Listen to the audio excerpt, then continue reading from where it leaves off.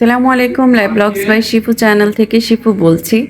কাছে কিংবা দূরে যে যেখান থেকেই আমার ভিডিও দেখছেন না কেন, আশা রাখছি সবাই ভালো আছেন, সুস্থ আছেন। আলহামদুলিল্লাহ, আমরাও ভালো আছি। আমার এইভাবে কথা বলাটা এখন মুখস্থ হয়ে গেছে। প্রথম প্রথম খুব জড়তা লাগতো, এখন আর কথা বলতে জড়তা লাগে না। প্রথম প্রথম ব্লগ করাতে হয়তো অনেক কিছু ভুল ত্রুটি হয়েছে, এখনও হচ্ছে। মানুষ মাত্রই ভুল, সেটা ক্ষমার দৃষ্টিতে দেখবেন, ক্ষমা সুন্দর দৃষ্টিতে দেখার চেষ্টা করবেন। আসলে মানুষ মাত্রই তো ভুল। আচ্ছা, আজকে আমি আপনাদের সাথে যে রেসিপিটা শেয়ার করব সেটা হচ্ছে চিকেন স্যান্ডউইচ। ইদানিং আমি নতুনই এটা বানিয়ে দিচ্ছি আমার বাচ্চাদের। কিছুদিন আগে একটা ব্লগে বলেছিলাম বাচ্চাদের নতুন নতুন আবদার হচ্ছে, এখন তারা খাবারেরও আবদার করতে পারে, খাবারও এখন তাদের পছন্দের হয়ে গেছে, তো তাদের পছন্দ মতো খাবার বানিয়ে দিতে হচ্ছে। তো সেই থেকে আসলে এখন একটু বেশি বেশি বানানো হচ্ছে। এর আগের বার ব্লগে তো আমি সেটা আপনাদের সাথে শেয়ার করিনি, মানে ফুল রেসিপিটা শেয়ার করিনি, শুধু বানিয়েছি যে সেটাই শেয়ার করেছি, এছাড়া আর কিছুই শেয়ার করিনি। তো এখন দেখেন বিকালে কিন্তু মানে ঠিক মাগরিবের আজানের পর পর আমি ওদেরকে বাটার খেতে দিয়েছিলাম। আজকে ব্লগটা খুব ছোট হবে, আমি আগেই বলে নিচ্ছি, কারণ এটা আজকে সারাদিনের ব্লগ না, সন্ধ্যার পরের ব্লগ। তো বাটার খেতে দিয়েছিলাম।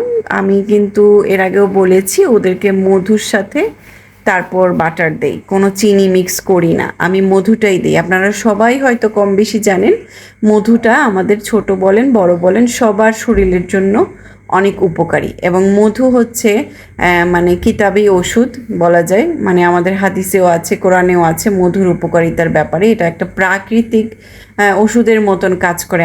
বরাবরের মতোই আমি বানিয়ে দেওয়ার পরে ওরা খুব খুশি হয়েছিল আর বলতেছিল যে মা অনেক ইয়ামি হয়েছে, এবং আমাকে চুমু দিয়ে বলতেছে মা থ্যাংক ইউ, অনেক মজা হয়েছে। তো এই খুশিটার জন্যই কিন্তু মায়েদের আসলে সব কষ্ট করতে হয় এই খুশিটা দেখার জন্য, আর এটা একটা মাই বুঝবে। তো এই আর কি, আমার বাচ্চারা আসলে এটা ইদানিং খুব পছন্দ করতেছে বলে ইদানিং বানানো হচ্ছে। তো আমি আজকে আপনাদের সাথে শেয়ার করবো এটার ফুল রেসিপিটা। চলুন তাহলে শেয়ার করা যাক। তার আগে আরেকটা ছোট্ট করে কিছু ব্যাপার আমি কথা বলি, সেটা হচ্ছে যে আমি তো সবাই কম বেশি জানেন যে বাসা চেঞ্জ করে চলে যাব।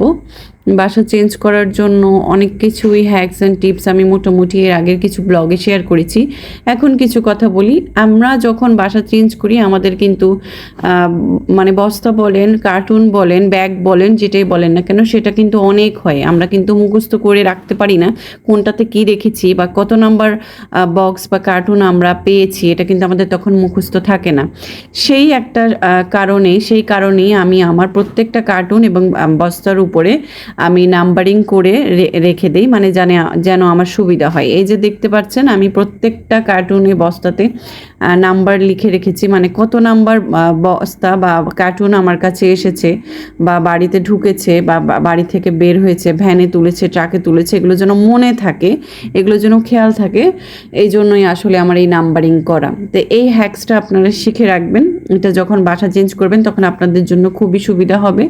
এই যে দেখেন আমার কিন্তু অলরেডি মনে হয় 9টা না 13টা হয়ে গেছে বস্তা, আর কার্টুন হয়েছে মনে হয় 4টা কার্টুন, আর এখন পর্যন্ত 13টা বস্তা হয়ে গেছে। এখনও আরও অনেক দূর বাকি কাজ। তো আমি এভাবে মার্কার দিয়ে মার্ক করে রেখেছি, আর আমার হাজব্যান্ড আমাকে মার্কার এনে দিয়েছে। মার্কার আগেরটা নষ্ট হয়ে যাওয়াতে নতুন করে আবার এনেছি। এই যে দেখেন এখানেও কিছু আমি জিনিস আরও ঢুকাবো। তো এখানেও দেখেন এই যে 13 নাম্বার লিখে রেখেছি। তো এই হ্যাক্সটা আপনারা ফলো করতে পারেন, এটা কিন্তু আসলেই খুব উপকারী। তো এই ভিডিওর এখান থেকে আমি বলছি আপনাদের কাছে কেমন লাগলো এই হ্যাক্সটা বা এই ভিডিওর এই টিপসটা, আপনারা অবশ্যই কমেন্ট করে জানাবেন।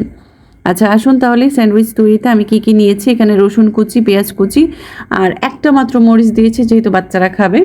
কিছুটা ঝাল না হলেও ভালো লাগবে না, ফ্লেভারটা ভালো লাগবে না।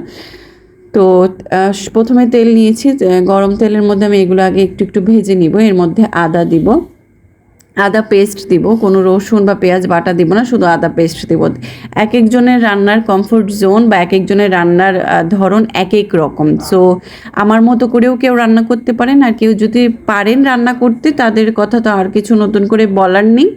আমি এভাবেই রান্না করি, তাই আমি এভাবেই আপনাদের সাথে শেয়ার করছি। যারা নতুন রান্না শিখবেন বা নতুন করে জানতে চাচ্ছেন পারেন না, তাদের জন্যই আসলে আমার আজকের এই ব্লগটা।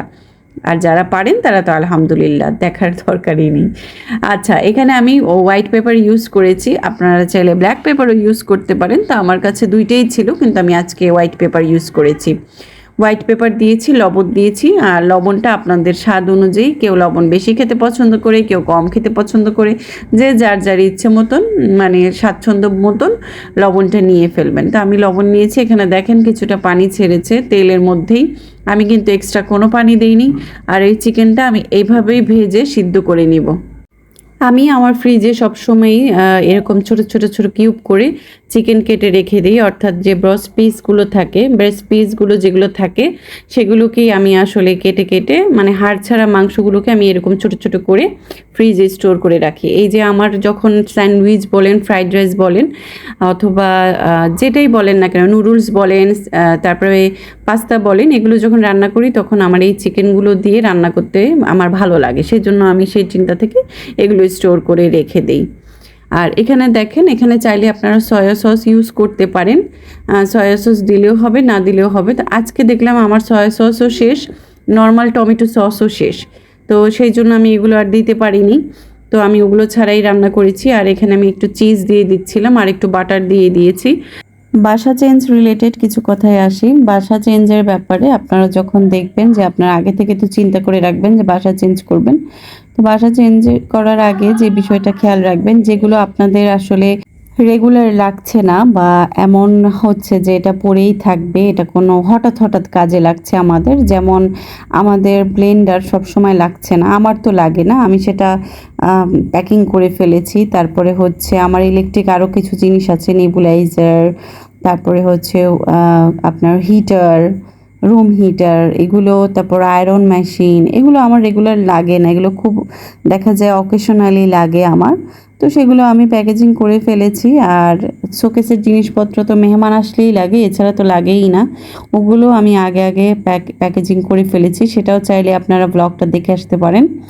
ওই ব্লগে আমি কিন্তু সব কিছুই শেয়ার করেছি, আমি কিভাবে এগুলোকে কার্টুনে রেখেছি, কিভাবে স্টোর করেছি যাতে নাড়াচাড়া লাগলেও না ভেঙে যায়। এটা আপনারা এই ব্লগটা আপনারা দেখে আসতে পারেন, উপকারে আসবে।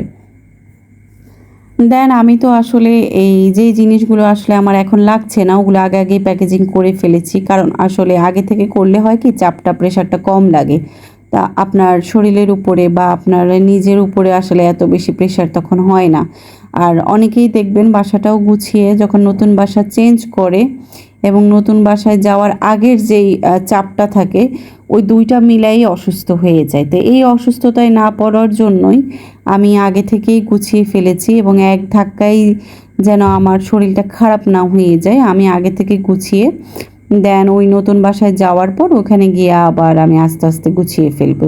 যেগুলো আমি তো সবার আগেই মানে বাসা চেঞ্জ করলে সবার আগেই কিচেনটা ধরে আগে কিচেনটাকে ঠিকঠাক করি, মানে কিচেনের জিনিসগুলোকেই আগে গুছাই, দেন বেডরুম, মানে এভাবে করে আমি গুছাই। সেটাও অবশ্যই আমি ওই ব্লগটাও আমি অবশ্যই শেয়ার করব। আমার জন্য দোয়া করবেন, আমার পরিবারের জন্য দোয়া করবেন যেন আমরা সে পর্যন্ত সুস্থ থাকি, আল্লাহ যেন আমাদেরকে সুস্থ রাখেন। আর যেহেতু শীতকাল আসতেছে, আমার একটু লাগে এখন শীতকাল আসলে, মানে বাচ্চারা হওয়ার পর থেকে, এটা বাচ্চারা হওয়ার পর থেকে না, আমার বিয়ের আগে থেকেই ঠান্ডার প্রবলেম, বাচ্চারাও এই জিনিসটা পেয়েছে। তো শীতকাল আসলেই দেখা যায় আমি নিজেও অসুস্থ হয়ে যাই, বাচ্চারাও অসুস্থ হয়ে যায়, তো সেই জন্য শীতকালে আমি একটুও কমফোর্ট থাকি না। যাই হোক, সেটা আরও 2 মাস পরের কথা, সেই সময় আল্লাহ যেন মানে সবসময় দোয়া করবেন যেন আল্লাহ ভালো রাখে, সুস্থ রাখে। আর বাচ্চা অসুস্থ হলে আসলে কখনোই মন দিল শান্তি লাগে না, ভালো লাগে না।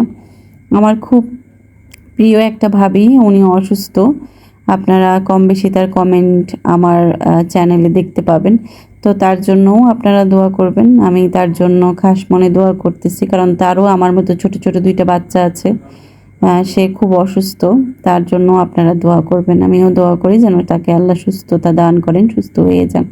তো আজকের ব্লগটা এই পর্যন্তই। এখানে তো দেখতেই পেরেছেন আমি কিন্তু চিকেনগুলোকে পাউরুটিতে নিয়ে নিয়েছি। তবে চিকেনগুলো এই পাউরুটিতে নেওয়ার আগে অবশ্যই সসটা মেখে নেবেন পাউরুটির মধ্যে, তারপরে এই চিকেনগুলো দিবেন, তাহলে খেতে আরও ইয়াম্মি হবে।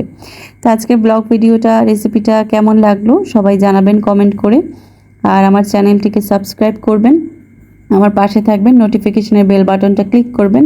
সবাই ভালো থাকবেন। আল্লাহ হাফেজ, আসসালামু আলাইকুম।